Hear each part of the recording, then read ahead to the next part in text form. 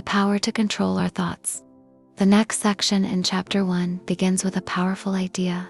Napoleon Hill refers to the line, "I am the master of my fate. I am the captain of my soul." But Hill explains the meaning behind it. He says we are the masters of our faith and the captains of our soul, because we have the power to control our thoughts. That line made me pause, because many things in life are outside our control. We cannot control every delay. We cannot control every rejection. We cannot control every closed door. We cannot control what other people think, say, or do.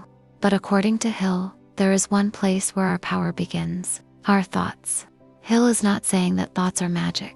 He is saying that thoughts have direction. The thoughts we keep holding in our minds influence what we believe. What we believe influences what we attempt. What we attempt influences what we become. He also gives a serious warning. This power does not choose for us. It does not separate destructive thoughts from constructive thoughts. It can work with fear as quickly as it can work with faith. It can work with thoughts of poverty as quickly as it can work with thoughts of riches. That means our minds must be guarded, because the mind will follow what dominates it. If fear dominates, fear begins to lead. If defeat dominates, defeat begins to define us. If desire dominates, desire begins to move us. If faith dominates, faith begins to strengthen us. Hill says our minds become magnetized by the dominating thoughts we hold. That image is strong. A magnet attracts things. And Hill is saying that our dominant thoughts can attract ideas, plans, people, decisions, and opportunities that match the nature of what we continue to hold inside. So the hidden secret in this part is not simply think positive. It is deeper than that. The secret is this: your dominating thoughts can become your direction. That is why we must choose carefully what we allow to live in our minds. Then the book gives the example of Steven Spielberg. Hill describes him as a man who dreamed of becoming a movie director from childhood. And the important line is this: his dream never subsided. He began making amateur films when he was still a child. But he did not only dream, he moved toward the dream.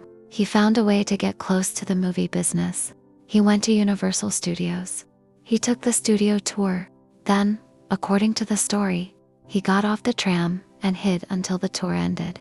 When the day was over, he spoke to the gate guard. Then he kept coming back. Day after day, he returned to the studio for 3 months. He walked past the guard. He wore a suit. He carried a briefcase.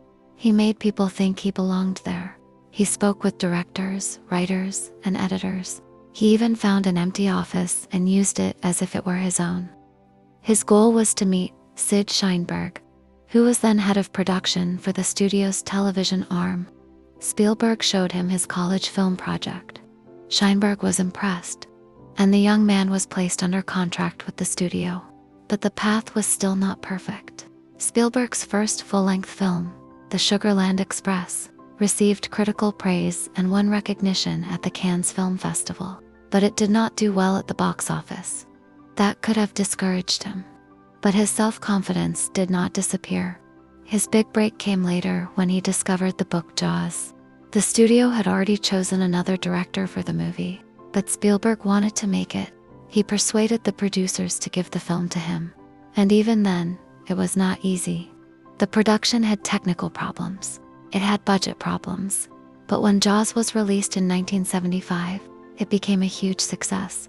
Later, Spielberg continued directing major films and continued pursuing his dreams. That is why his story fits this section. He did not only have a dream, he allowed the dream to dominate his thoughts. Then he acted on it. He returned. He introduced himself. He learned. He persisted. He stayed open to opportunity. Dear Luna, I want you to remember this. Be careful what you allow to dominate your mind.